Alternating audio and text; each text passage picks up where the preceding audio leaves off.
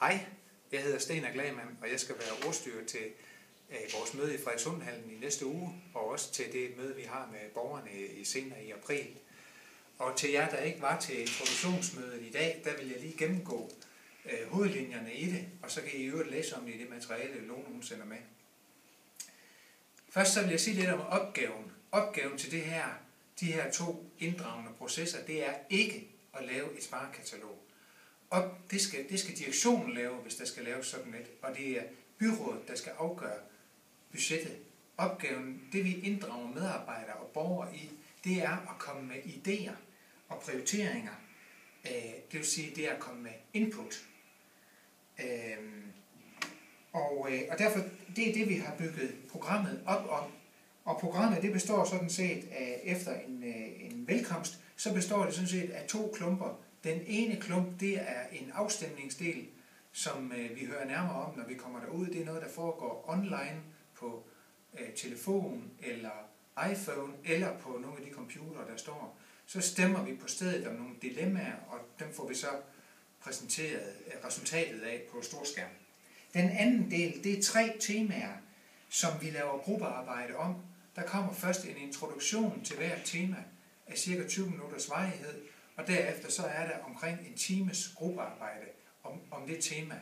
Og det gruppearbejde, der skal man producere nogle idéer til, hvordan Frederikssund Kommune kan arbejde med det her tema, så vi bliver mere effektive. Og de 3 temaer, det er dem, der også er beskrevet i den pjece, det er fra borger til medborger, optimal udnyttelse af teknologi og bæredygtige tilbud. Selve processen i gruppen, det kommer til at foregå efter den her spilleplade, som ligger på bordene, som vil ligge på bordene ude fra Frederikssundhallen. Og der kan man sige, at der er 3 faser med hver 2 aktiviteter i hver. Input, brainstorm, output. Input, det er at lytte til oplæggene, og så er det, at hver deltager selv gør et eller andet. Tænker lidt over, hvordan jeg vil gøre. Så er der brainstorm, det er der, hvor man har alle de vilde idéer, og lader dem gro og vokse, uden på noget tidspunkt at sige nej til noget. Der er først lidt individuelt, hvor man tænker sig om, hver for sig at skrive noget ned, og så er der en fælles brainstorm. Og så den tredje fase, det er output.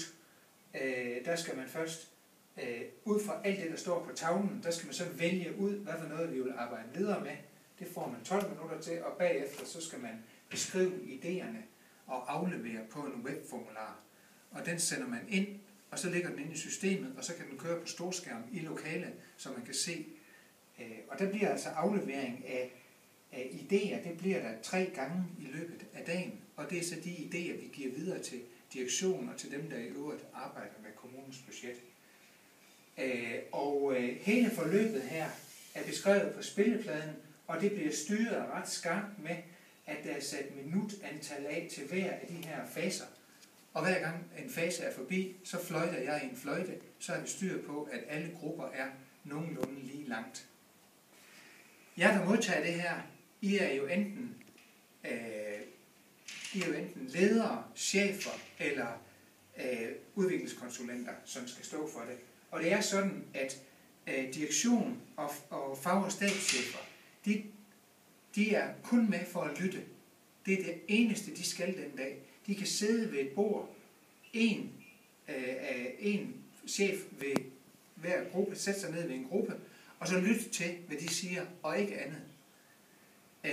Lederne, øvrige ledere, de er jo en del af medsystemet og deltager i processen i grupperne, 6-mandsgrupperne, som det er, på lige fod med medarbejderne. Og udviklingskonsulenterne skal facilitere, de skal ikke sidde ved bordene. Hver har 1 eller 2 grupper, som de har ansvar for, og sørge for, at processen den glider. Det er ikke dem, der skal lave indholdet, det er ikke dem, der skal sende noget ind. De skal hjælpe, hvis der er tekniske problemer, de skal hjælpe, hvis gruppen går i stå, de skal hjælpe, hvis der opstår problemer med gruppearbejde, og ikke andet.